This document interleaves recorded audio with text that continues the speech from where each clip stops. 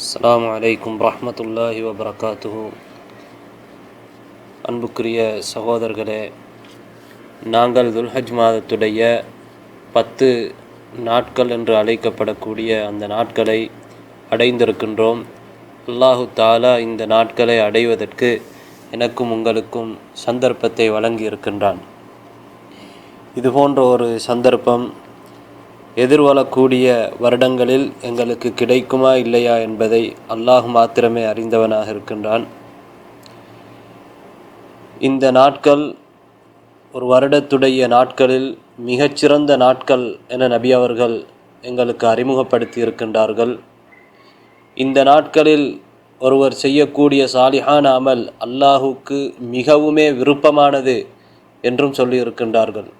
அது மட்டுமல்லாமல் அல்லாஹு தாலாவுடைய பாதையிலே ஜிஹாது செய்வது என்ற போராடுவது என்ற மிக சிறந்த ஒரு அமலை இஸ்லாம் எங்களுக்கு அறிமுகப்படுத்தி இருக்கின்றது.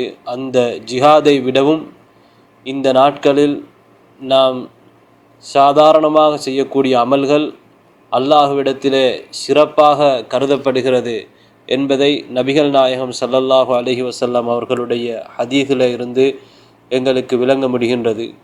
ஒருவர் ஜிஹாதுக்கு சென்று தன்னுடைய பொருளையும் உயிரையும் இழந்து திரும்பி வராமல் அங்கேயே அவர் ஷஹீதானாலே தவிர ஏனைய ஜிஹாதுகளை விடவும் அதல்லாத ஜிஹாதுகளை விடவும் ஒருவர் இந்த நாட்களிலே அமல் செய்வது மிகச்சிறந்தது என்று சொல்லும் அளவுக்கு இந்த நாட்கள் மிகவும் சிறப்பித்து கூறப்பட்டிருப்பதை நாங்கள் பார்க்கின்றோம். இந்த நாட்களிலே நாம் எந்த வகையான அமல்களை செய்தாலும் அது சிறப்பானது தான், அதில் எந்த சந்தேகமும் இல்லை. நபி அவர்கள் பொதுவாக சாலிஹான அமல் என்று சொல்லியிருக்கின்றார்கள். அதே நேரத்தில் குறிப்பாக அல்லாஹு தாலாவை திக்ரு செய்வதை நாங்கள் இந்த நாட்களிலே அதிகப்படுத்தி கொள்ள வேண்டும். பொதுவாக எல்லா அமல்களும் சிறந்ததாக இருந்தாலும் இந்த நாட்களிலே திக்ரு செய்வதற்கு ஒரு தனியான சிறப்பு இருக்கின்றது. ஏனென்றால் ஒவ்வொரு அமல்களுக்கும் அந்தந்த காலகட்டத்திலே அதற்குரிய சிறப்பு இருக்கின்றது. குர்ஆனை ஓதுவதற்கு அது பொதுவாக சிறப்பானதாக இருந்தாலும், திக்ரை விடவும் துஆவை விடவும் அது சிறப்பானதாக இருந்தாலும், சில நேரத்திலே திக்ரும் துஆவும் குர்ஆனை ஓதுவதை விடவும் சிறப்பாக அமையும் என்பதை அறிஞர்கள் விளக்கி இருக்கின்றார்கள். அது ஆட்களை பொறுத்தும் அந்த நேரத்தை பொறுத்தும் அது வித்தியாசப்படும். அந்த வகையிலே தான் இந்த காலத்திலே நபி அவர்கள் எங்களுக்கு சொன்ன விடயம், நாங்கள் அதிகமாக அல்லாஹு தாலாவை புகழ்வது, அவனை பெருமைப்படுத்துவது, அவனை ஓர்மைப்படுத்துவது போன்ற எங்களுடைய வாயினாலும் உள்ளத்தினாலும் அல்லாஹு தாலாவை நாம் திக்ரு செய்வது தான் மிகவும் ஏற்றமான அமல்களாக இருக்கின்றது. அதனோடு மாத்திரம் நான் நிறுத்திக்கொள்ள சொல்லவில்லை.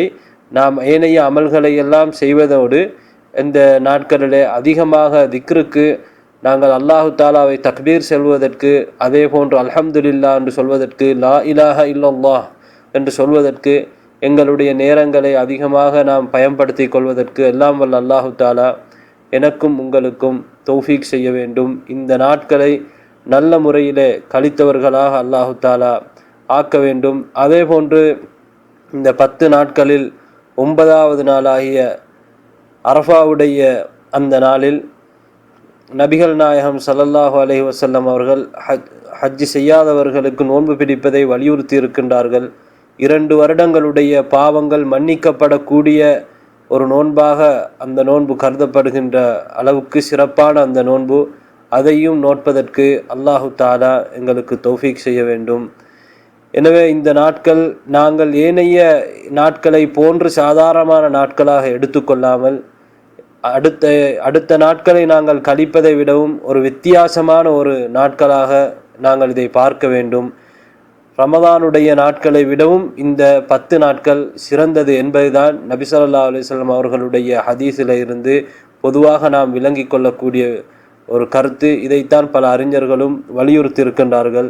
இந்த 10 நாட்களும் ரமதானுடைய இறுதி 10 நாட்களை விடவும் சிறந்ததாக இருக்கின்றது. எனவே இப்படிப்பட்ட ஒரு சிறந்த சந்தர்ப்பம் எங்களை விட்டும் போவதற்கு முன்னால் நாங்கள் அதை பயன்படுத்தி நல்லடியார்களாக அல்லாஹு தாலா என்னையும் உங்களையும் எல்லா முஸ்லீம்களையும் ஆக்க வேண்டும் என்று கேட்டுக்கொண்டு முடிக்கின்றேன். வ ஆஹிரு தஅவானா அனில் ஹம்துலில்லாஹி ரப்பில் ஆலமீன்.